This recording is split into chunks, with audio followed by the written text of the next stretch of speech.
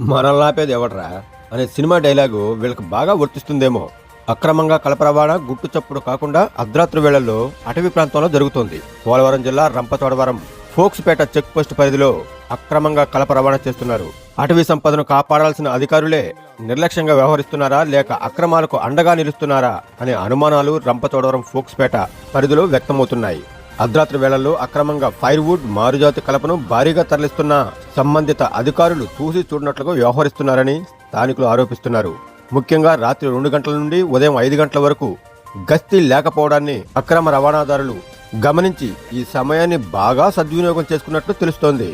ప్రతి వాహనాన్ని తనిఖీ చేయాల్సిన అటవీ శాఖ ఏర్పాటు చేసిన చెక్ పోస్టులతో ఎలాంటి ఉపయోగం లేకుండా పోయింది. వాహనాల తనిఖీలు లేకుండా వదిలేస్తున్నారనే విమర్శలు వినిపిస్తున్నాయి.